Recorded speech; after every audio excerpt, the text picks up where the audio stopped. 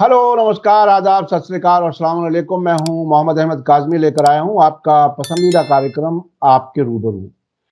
मैं लगातार आपको मिडिल ईस्ट की जंग की खबरें अपडेट कर रहा हूं, लेकिन कभी-कभी बीच में कुछ ऐसी अहम बातें करना ज़रूरी होता है जो आप तक ज़रूर पहुंचनी चाहिए। इस वक्त जैसा कि आपने देखा, कुछ लोगों को झटका लगा, कुछ लोग तैयार थे। 3 राज्यों में फिर से बीजेपी ने सरकार बनाई है, इलेक्शन जीते हैं। कहा यह जा रहा था कि ये सेमीफाइनल है, अगर इसमें बीजेपी नाकाम होती है तो 2024 भी वो हारेगी। लेकिन अब हालात कुछ ऐसे नजर आ रहे हैं जिसमें लगता है कि कहीं या तो इंडिया अलायंस पटरी से उतरा है या कहीं यानी जो ईवीएम है, ईवीएम पर भी कुछ लोगों को शक बढ़ा है। लेकिन इस बीच में एक काम और होने जा रहा है, वो ये कि राम मंदिर का इनॉग्रेशन होने वाला है अगले ही महीने जनवरी में। और बस फिर जो नफरत की आग भड़काने की कोशिश होगी, वो हमें आपको सबको अलर्ट किया जा रहा है। हमारे पास ऐसे मैसेजेस आ रहे हैं कि इन तारीखों में जो मुस्लिम फैमिलियां हैं, जो घर हैं, जो औरतों बच्चों के साथ लॉन्ग डिस्टेंस ट्रेन में या उसमें सफर ना करें। हालांकि इस किस्म की बात मेरा करने का कोई इरादा नहीं था, लेकिन हालात हैं जिनको हमें आपको समझना है। इस सब के बीच में राम पुनियानी जी ने एक किताब और लिखी है, जो अब से पहले भी आरएसएस और उनके नजरिए पर किताबें लिखते रहे हैं। इस वक्त जो एक किताब है जो मैं आपको सामने दिखा रहा हूं, वो है आरएसएस, भाजपा और विचारधारा और राजनीतिक एजेंडा। ये बहुत ही अहम किताब है और इस वक्त इसको समझना बहुत ही जरूरी है। इसलिए मैंने राम पुनियानी जी से ही बात करना जरूरी समझी। ये किताब, इसमें 13 आर्टिकल हैं और एक इंटरव्यू है राम पुनियानी जी का, और बहुत ही अहम नुकात उन्होंने उठाए हैं। मैं और ज्यादा तमहीद में और इसकी यानी बैकग्राउंड और ज्यादा ना बता करके मैं सीधे राम पुनियानी जी से बात करूंगा। राम पुनियानी जी, वेलकम है आपका। मीडिया स्टार वर्ल्ड को आपने वक्त दिया। मेरा मेरा दिल ये चाहता है कि आपके दिल में जो कुछ है, जो किताब के जरिए आपने कहा, वो वीडियो में भी बात हो जाए उस किताब की अहमियत पर, और इस किताब का इस वक्त पब्लिश करना, छापना, इसका क्या मकसद है। राम पुनियानी जी, मैं आज के इस बातचीत में ज्यादा सवालात नहीं करना चाहूंगा, मैं सुनना चाहूंगा कि आप क्या कुछ कहना चाहते हैं इस किताब में। राम पुनियानी जी।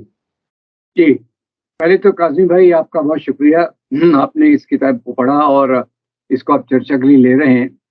ये किताब जो जैसा आपने कहा, आरएसएस, भाजपा, विचारधारा और राजनीतिक एजेंडा, ये मेरी कोशिश है इस बात को समझने की कि आज ये जो भारतीय जनता पार्टी इतनी मजबूत हुई है, वो वास्तव में आरएसएस के विचारधारा का उत्पादन है।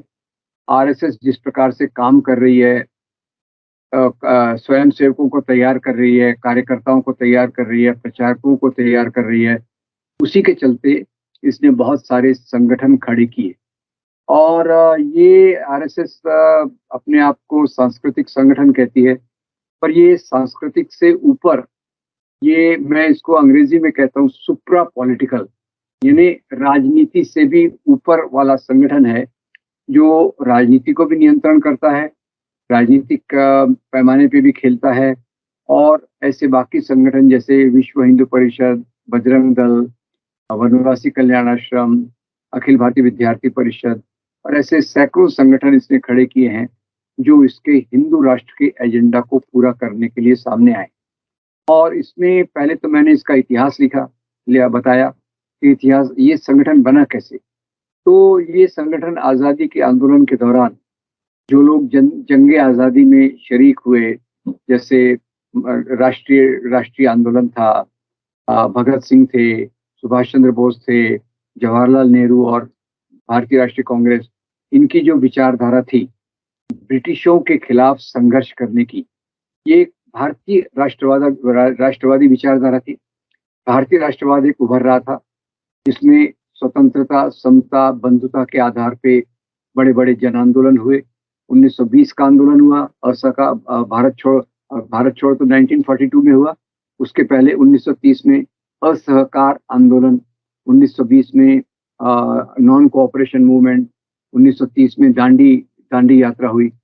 तो ये यात्राओं के माध्यम से एक भारत राष्ट्र की निर्मित हुई और ये एक आंदोलन थे। इसी के साथ साथ जो बाबा साहब अम्बेडकर कर रहे थे, चौदार तालाब, कालाराम मंदिर, मनुस्मृति का दहन, वो एक समता के सिद्धांतों को राष्ट्रवाद से जोड़ रहे थे। तीसरी तरफ भगत सिंह जैसे लोग ये एक क्रांतिकारी तरीके से आज़ादी के आंदोलन को रास्ता दिखा रहे थे, आज़ादी के आंदोलन को मजबूत कर रहे थे। इसमें सुभाष चंद्र बोस जैसे भी लोग थे जो समाजवादी थे, जो शुरू में कांग्रेस में थे, पर बाद में कुछ मतभेदों के कारण कांग्रेस से बाहर होकर उन्होंने आज़ाद हिंद फौज बनाई, फॉरवर्ड ब्लॉक बनाई, पर विचारधारा से वो भारतीय राष्ट्रवादी थे। उनका मतभेद केवल इस बात पे था कि क्रांति के माध्यम, शस्त्रों के माध्यम से आज़ादी प्राप्त की जा सकती है या महात्मा गांधी के अहिंसा के रास्ते पर शांति स्वतंत्रता प्राप्त की जा सकती है। तो ये जो लोग थे जिन्होंने भारतीय राष्ट्रवाद जो रखा सामने, इसके विरोध में एक तरफ तो मुस्लिम राष्ट्रवाद आया जो मुस्लिम लीग ने खड़ा किया, जिसमें शुरुआत में केवल नवाब लोग थे, बाद में कुछ एजुकेटेड एडवोकेट वगैरह वगैरह जैसे जिन्ना टाइप लोग और मुस्लिम कम्युनल लोग उसके साथ जुड़ गए। ऐसे ही पहले हिंदू महासभा बनी जो राजाओं के बीच में से बनी, हिंदू राजाओं के बीच में से बनी। इन्होंने हिंदू राष्ट्र की बात की और इनके जो सबसे बड़े विचारक निकले वो विनायक दामोदर सावरकर निकले। सावरकर ने पहले हिंदू धर्म की परिभाषा रखी। हिंदू धर्म की परिभाषा में उन्होंने कहा जो लोग इस धरती को पुण्य भूमि और पवित्र भूमि मानते हैं, पुण्य भूमि और पितृभूमि मानते हैं, वो हिंदू हैं। और जो इसको पुण्य भूमि जिनकी यहाँ नहीं है, जैसे मुसलमान और क्रिश्चियन, वो द्वितीय दर्जे के हैं। तो इस आधार पे उन्होंने एक धर्म की परिभाषा रखी।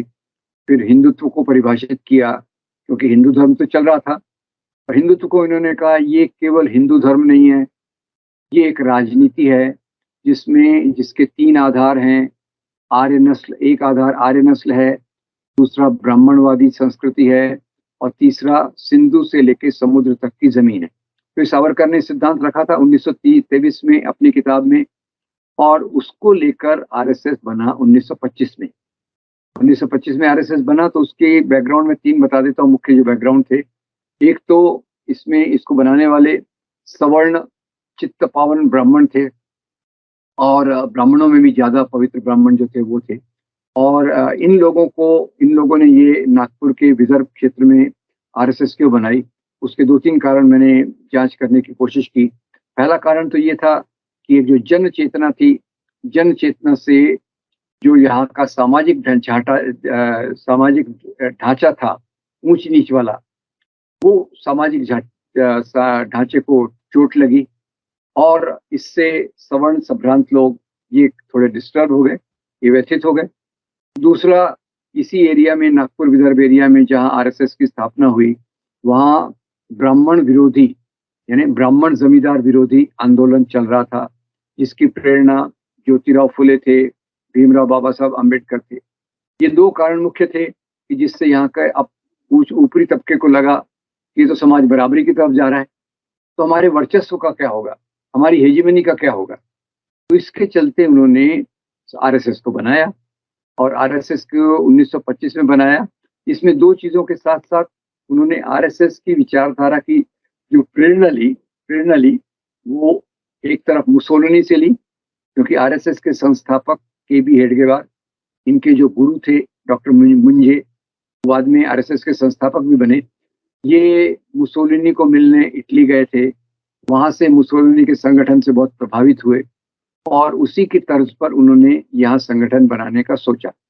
और दूसरी इनकी प्रेरणा हिटलर थी और हिटलर की ये प्रेरणा आरएसएस के दूसरे सरसंघ चालक माधव सदाशिव गोलवलकर में देखने को मिलती है। गोलवलकर अपनी किताब में लिखते हैं कि जर्मनी ने दुनिया को चौंका दिया कि कैसे उसने वहाँ के अल्पसंख्यक यहूदियों का नरसंहार किया, पर बोले ये सही तरीका है राष्ट्र को बनाने का, यही तरीका है राष्ट्र को बनाने का। तो ये 3 आधार पे आरएसएस की स्थापना हुई और फिर इसने खुलेआम केवल अंग्रेजों के आंदोलन से अपने आप को दूर रखा। हेडगेवार इनके जो संस्थापक थे वो कांग्रेस के सदस्य थे, 1920 में थे, पर 1925 में संस्थापना के बाद वो कांग्रेस से छिटक कर दूर हो गए। पर हाँ, उन्होंने 1930 के आंदोलन में भाग लिया, पर उन्होंने स्पष्ट कर दिया, मैं ये आंदोलन में भाग ब्रिटिश विरोध के लिए नहीं ले रहा, मैं ये आंदोलन में भाग ले रहा हूँ ताकि समविचारी लोग, मेरे जैसे लोग मुझे जेल में मिलेंगे और मैं उनको आरएसएस के काम के लिए अपने साथ जोड़ूंगा। तो ये एक बैकग्राउंड था। तो फिर आरएसएस ने अपनी एक विचारधारा रखी। विचारधारा ये थी कि हम अनादिकाल से हिंदू राष्ट्र हैं। अब यहाँ एक तरफ जो महात्मा गांधी का आंदोलन था, भगत सिंह का जो क्रांति थी, सुभाष चंद्र बोस की जो विचारधारा थी, वो देख रही थी कि भारत एक बनता हुआ राष्ट्र है। पहली बात, उन्होंने हिंदू धर्म का इस्तेमाल नहीं किया, उन्होंने अनादिकाल का इस्तेमाल नहीं किया, यानी गुलामी के, अंग्रेजों की गुलामी के दौर से हम एक राष्ट्र बनने की प्रक्रिया है। तो यहाँ 2 चीजों को देख लीजिए। एक तरफ भगत सिंह, सुभाष चंद्र बोस, गांधी जैसे लोग ये कह रहे हैं हम राष्ट्र बन रहे हैं, भारतीय राष्ट्रवाद का समर्थन करते, और उस समय आरएसएस बात करती है कि हम अनादिकाल से हिंदू राष्ट्र हैं। जी राम पुनियानी जी, आपने किताब के बिल्कुल शुरू में एक कार्टून छापा है जो 1945 में छपा है। उसमें बिल्कुल विचारधारा क्लियर नजर आ रही है। वो ये कि एक तरफ, और ये वो उस वक्त का कार्टून है जब महात्मा गांधी का अभी कत्ल नहीं हुआ है, उनके कत्ल से पहले का एक कार्टून है जो मैं अपने दर्शकों को ऐसे भी दिखा सकता हूं कि जिसमें नाथुराम गोडसे और उनके साथ श्यामा प्रसाद मुखर्जी जो आरएसएस के संस्थापक, फाउंडर, वो तीर चला रहे हैं महात्मा गांधी और उनके साथी सारे जितने देश को आजाद कराने वाले लोग थे। आखिर ये ऐसा कैसे हो गया कि 75वां साल आते आते बीजेपी ने अपने तरीके से अमृतकाल की घोषणा कर दी? इतनी बड़ी तब्दीली इस देश में, एक तरफ वो जिन्होंने मुल्क को आजाद कराया, एक तरफ वो जो उस आजादी के खिलाफ थे, ये हुकूमत में कैसे आ गए? यहां तक सफर जो हुआ ये तो बहुत तेजी से हुआ, बिल्कुल जमीन आसमान का फर्क है। इसको थोड़ा सा बताइए क्योंकि ये बहुत ही अहम नुक्ता है जिसकी तरफ आपने इशारा किया है। देखिए, ये कार्टून जो छपा था वो नाथुराम गोडसे की पत्रिका अग्रणी, जिसका अल्टरनेट नेम था हिंदू राष्ट्र, उसमें छपा था। तो श्यामा प्रसाद मुखर्जी तो बाद में भारतीय जनसंघ जो भारतीय जनता पार्टी का पुराना अवतार है, उसके को फाउंडर थे, और सावरकर जो हिंदू महासभा के अध्यक्ष थे। तो इन्होंने मुख्य रूप से आरएसएस ने इन्हीं विचारों पे चल के बहुत सारे स्वयंसेवकों को तैयार किया, बहुत सारे प्रचारकों को तैयार किया, इसी में से बहुत सारे संगठन बने। और इन्होंने जो, अब आपने कहा कि सत्ता पर कैसे आए, तो अब देखिए, आरएसएस तो 1925 से समाज में विचारों को प्रसार कर रहा है, अपने तरीके से विचारों का प्रसार वो कर रहा है। और उसी के साथ साथ जब भारतीय जनसंघ बना तो भारतीय जनसंघ को भी कोई खास सफलता नहीं मिली।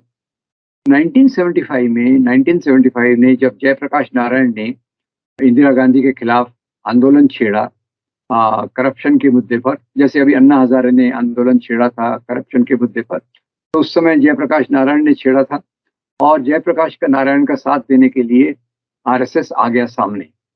उसने कहा ये आंदोलन में हम आपके साथ शरीक होंगे। तो उस समय तक आरएसएस की जो विश्वसनीयता आम जनता में थी, वो विश्वसनीयता, क्रेडिबिलिटी बहुत लो थी, बहुत कम थी। क्यों? क्योंकि आरएसएस और गोडसे का संबंध लोग समझते हैं, उसके कारण उन्होंने इसको ज्यादा, आरएसएस को कभी महत्व नहीं दिया।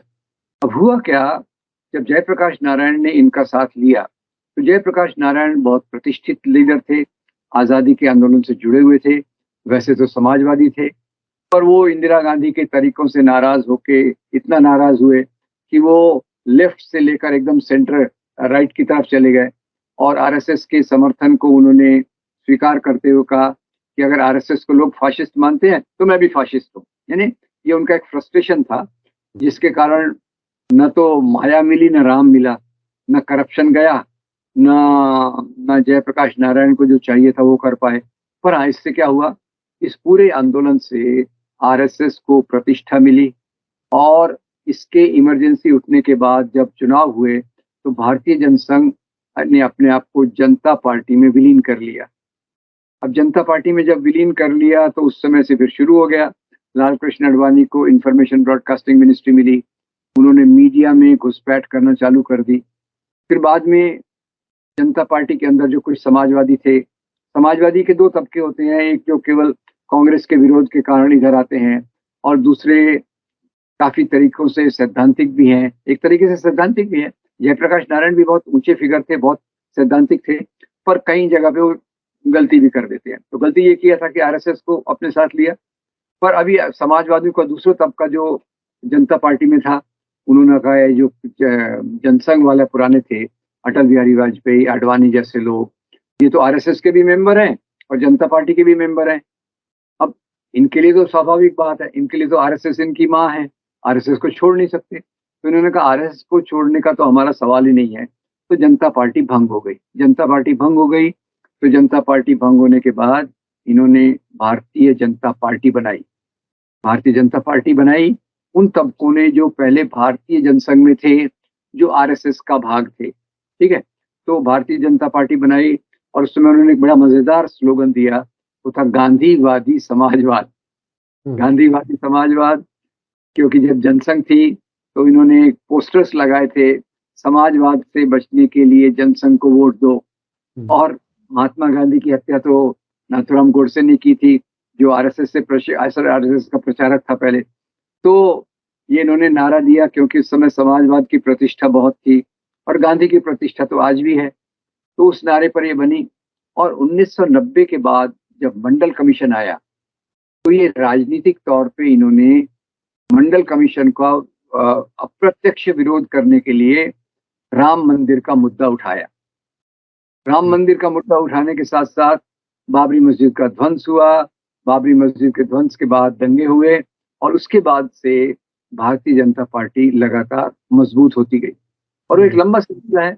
ये एक चीज जो खास बहुत ही अहम बात आपने कही, समाजवादी पार्टी का इतना बड़ा आइडियोलॉग जेपी आंदोलन चलाने वाले जयप्रकाश नारायण, उनके और हिंदुत्व के एक तरह से इकट्ठे होने के नतीजे में आरएसएस मजबूत हुई। अब क्या बाद में भी आपने कभी महसूस किया कि जो समाजवादी लीडर्स, समाजवादी नजरिए वाले लोग हैं, क्या उन्होंने बाद में भी बीजेपी को, आरएसएस को कुछ मजबूत करने में कुछ काम किया? मतलब मैं ये समझना चाह रहा हूं कि वो एक इत्तेफाक था या सोची समझी कोई एक स्ट्रेटेजी जिसमें समाजवादी लोग आरएसएस के हिंदुत्व के नजदीक पहुंच गए।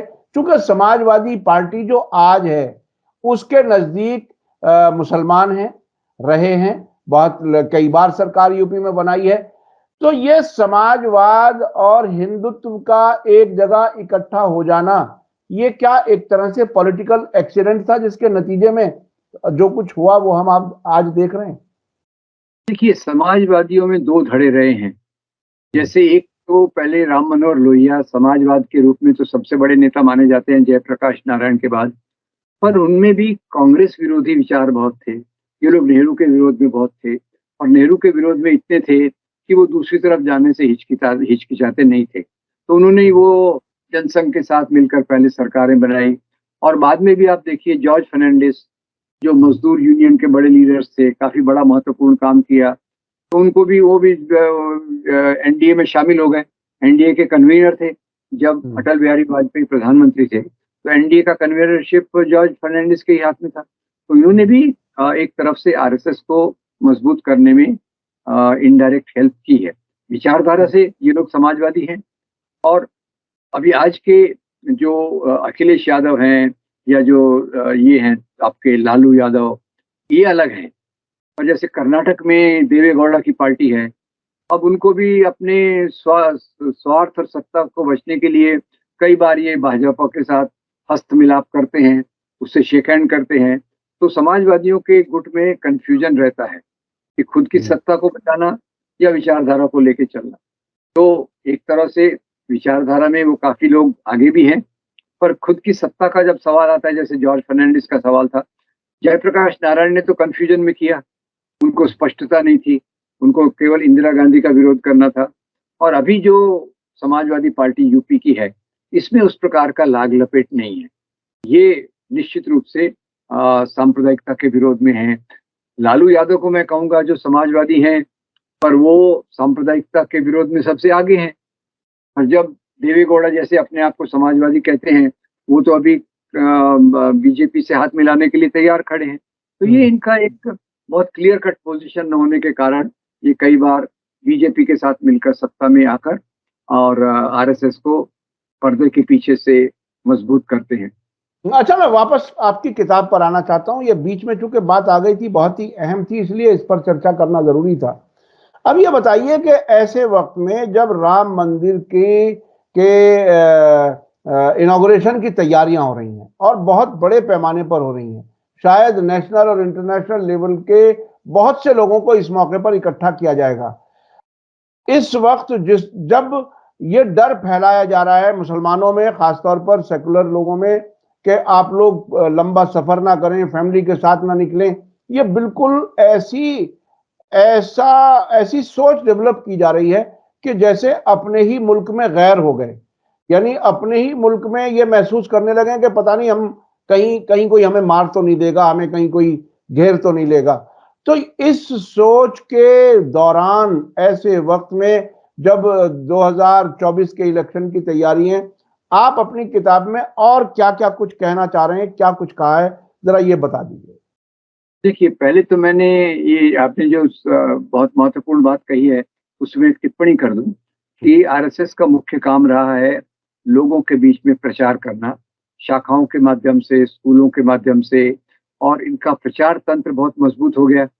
बाद में इस प्रचार तंत्र को मोदी जब 2003 में गुजरात के मुख्यमंत्री बने, तो उन्होंने कॉर्पोरेट वर्ल्ड अपने हाथ के साथ हाथ मिलाया। कॉर्पोरेट वर्ल्ड ने पूरा मीडिया को कंट्रोल किया और उसके माध्यम से जो मुस्लिम विरोध है और प्राचीन मूल्यों का गुणगान है, मनुस्मृति के मूल्यों का गुणगान है, वो तेज हो गया। और आज इसके चलते जो मुसलमानों का तो एक हाशिए पे डाल दिया गया है, दुर्जन दर्जे के नागरिक के करीब हैं, उनको यानी एक सिमट कर रहने के लिए मजबूर किया गया है। ऐसी परिस्थितियां खड़ी की गई हैं।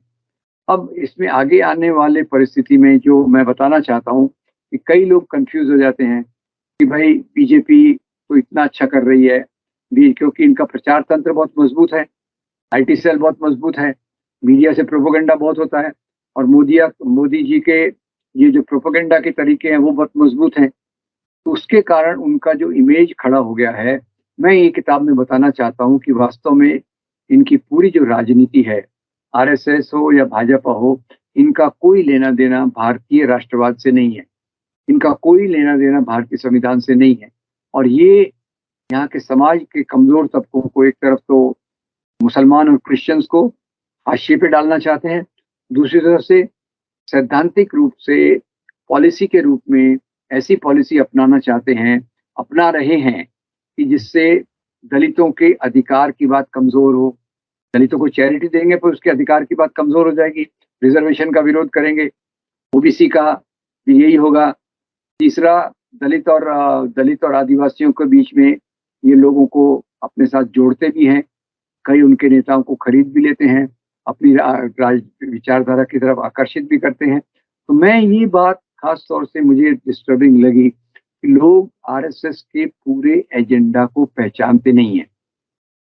लोगों को केवल लगता है ये मुस्लिम विरोधी है, क्रिश्चियन विरोधी है, वो भी कम लगता है, ज्यादा तो मुस्लिम विरोधी लगता है। तो मैं ये किताब के लिए इसलिए बेचैन था कि लोगों का पूरा चित्र क्लियर हो कि नंबर 1, ये लोग लोकतंत्र के खिलाफ हैं, नंबर 2, ये लोग भारतीय संविधान के खिलाफ हैं, नंबर 3, ये लोग जो सिद्धांत दलितों को बराबरी देना चाहते हैं उसके विरोध में हैं, नंबर 4, जो सिद्धांत आदिवासियों को एक इज्जत से, बराबरी से जीने के लिए चाहते हैं उसके विरोध में हैं। तो ये सब बातें स्पष्ट हों, उसके बावजूद भी इनका जो दोहरी चाल है सैद्धांतिक रूप से ऐसी पॉलिसीज अपनाना जिससे ये तबके सैद्धांतिक रूप से कमजोर हो, और प्रैक्टिकल रूप में, जिसको टैक्टिकल कहते हैं, इस टैक्टिकल रूप से इन लोगों को अपने साथ जोड़ना।